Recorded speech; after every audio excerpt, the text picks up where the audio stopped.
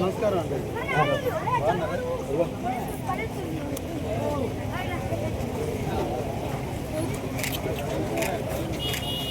బాగున్నావా? ఇది తీసుకెళ్ళి నేను స్ట్రైట్ చెప్పండి.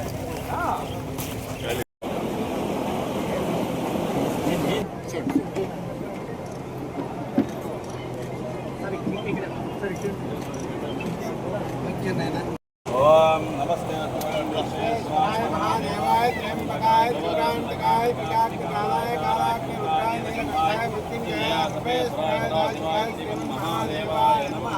శ్రీ పార్వతీ పరమేశ్వరాయ నమః. ఘోరేభ్యో ఘోరేభ్యో ఘోరఘోరేభ్యః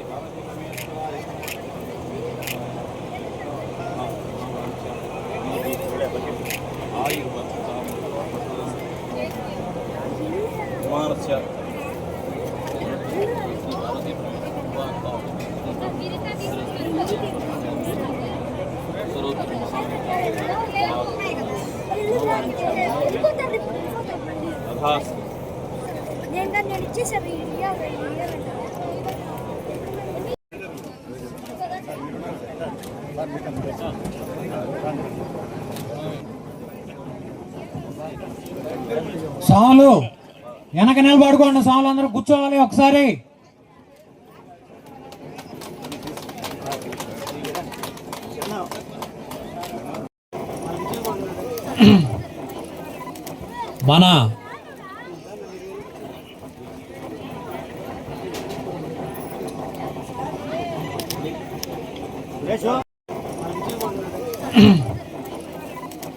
మన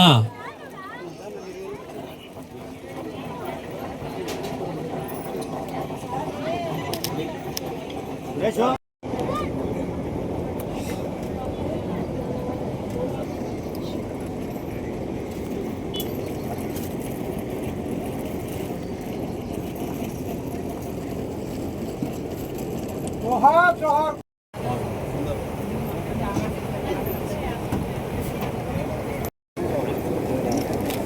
बाबा కొంచెం వెనక్కి తిరుగు.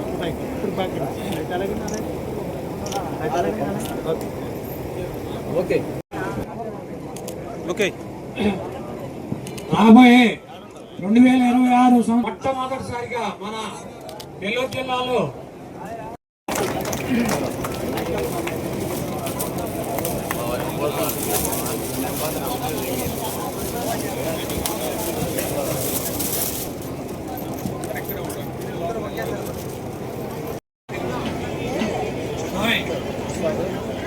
ఫోటో తీసేస్తాము అందరినీ కావాలి. ఇటు కూడా చూపి.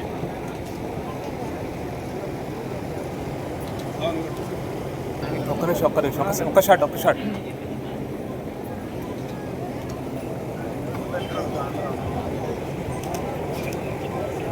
ఈ రోజు రెండవది.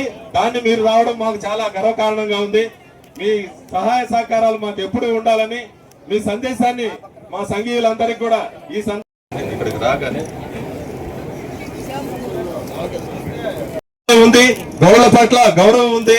కాబట్టి మీరు ఒక్కసారి వారికి గుర్తు చేసి మీరు అసెంబ్లీలో అయినా ఆ విషయమై చర్చించి మాకు ఒక జీవో తీసుకొచ్చి సార్ మీరు అది కూడా దృష్టిలో పెట్టుకొని మా వారికి అది ఒక్క సందేశం సార్. దానికి సంబంధించినటువంటిది ఒకటి, గీత కార్మికులకు సంబంధించినటువంటి లైసెన్సింగ్ విధానం ఈ నడవ ఎక్సైజ్ సిఐతో కూడా నేను మాట్లాడడం జరిగింది. అయితే మనలోనే ఆ కమిటీలు ముందుకు రావటం లేదు, కొంచెం రాజకీయాల వల్ల. అది నా దృష్టికి తీసుకొస్తే నేను తప్పకుండా చేస్తాను.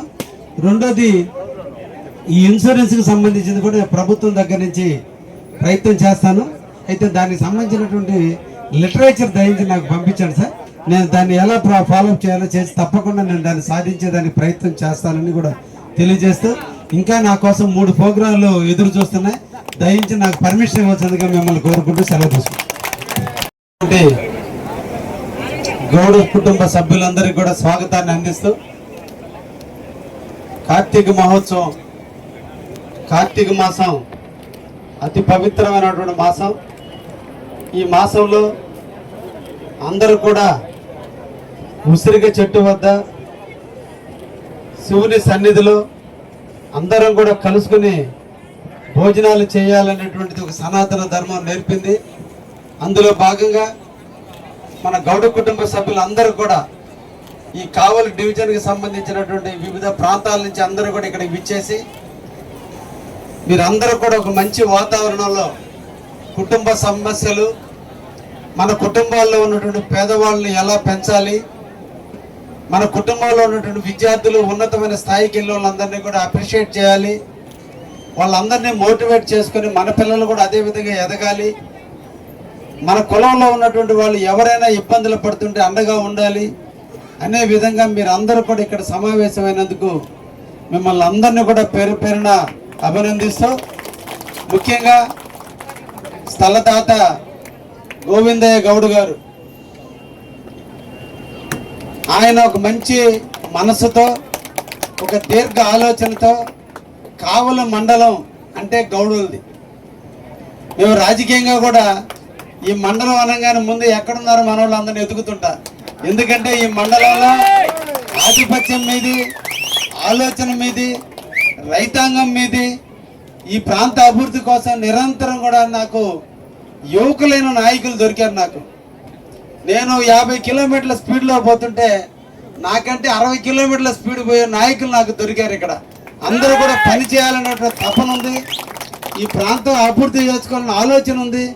అందుకనే ఈ ప్రాంతంలో ఉన్నటువంటి గౌడ కులస్తులు అందరూ కూడా నాకు తోడుగా ఉన్నారు, నీడగా ఉన్నారు, మీ ఇంటి బిడ్డగా నన్ను ఆశీర్వదిస్తున్నారు. నిన్నటి రోజు జరిగిన ఎన్నికల్లో ఎక్కడ గౌడ కుటుంబస్తులు ఉన్నారో అక్కడ తెలుగుదేశానికి అత్యధిక మెజార్టీ వచ్చిందంటే ఈ తెలుగుదేశం పార్టీ కూడా గౌడ కులస్తులు అన్నట్టుగానే ఉంది. అంటే అంతటి భావాలను మీరు పుణికి పుచ్చుకున్నారు. ఆ ఊర్లో గౌడాస్ ఉన్నారు అనగానే ఇంకా ఆ ఊర్లో ఇబ్బంది లేదు, మనకి పార్టీకి ఓట్లు పడతాయన్నంత ధైర్యాన్ని ఇస్తున్నారు.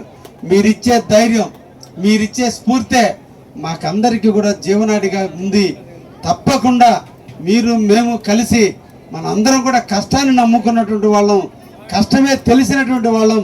కుల వృత్తుల అంతరించిపోతున్నా, ఇంకొక పక్క వ్యవసాయాన్ని అభివృద్ధి చేసుకుంటున్నా, ఈ రోజున మీరందరూ కూడా ధైర్యంగా సమాజంలో ఒకరి దగ్గర ఉండటం కాదు, మన కాళ్ళ మీద మనం నిలబడి 10 మందికి మనం అన్నం పెట్టే వ్యక్తులుగా ఉంటున్నందుకు మిమ్మల్ని అందరినీ కూడా అభినందిస్తూ, గోవిందయ్య గారిని స్ఫూర్తిగా తీసుకుని ఇక్కడ మీరు నిర్మించబోయేటువంటి కమ్యూనిటీ హాల్కి నేను కూడా 5 లక్షల రూపాయలు మీకు ఇస్తానని కూడా మీకు అందరూ కూడా తెలియజేస్తూ, ఎందుకంటే మీరు నేను వేరు కాదు, మనందరం ఒకటే, మనందరం ఇండియన్స్, మనందరం తెలుగు వాళ్ళం, మనందరం కావలిలో ఉన్న వాళ్ళం, మనందరం వ్యవసాయ కుటుంబీకుల నుంచి వచ్చిన వాళ్ళం, భూమిని నమ్ముకున్న వాళ్ళం, భూమి యొక్క వాసన పీల్చిన వాళ్ళం, నిరంతరం రైతుల అభ్యున్నతి కోసం కష్టపడే వాళ్ళం, మనం కష్టపడుతూ 10 మందికి అన్నం పెట్టాలని తపన పడేవాళ్ళం, ఎదుటి వాళ్ళకు బాధల్ని అర్థం చేసుకునే మనస్తత్వం మన కులస్తుల్లో ఉంది. నేను చాలా సందర్భాల్లో మా వాళ్ళతో చెప్తుంటా, పట్టుదలకు మారిపోయారు ఎవరున్నారంటే గౌడ్లో.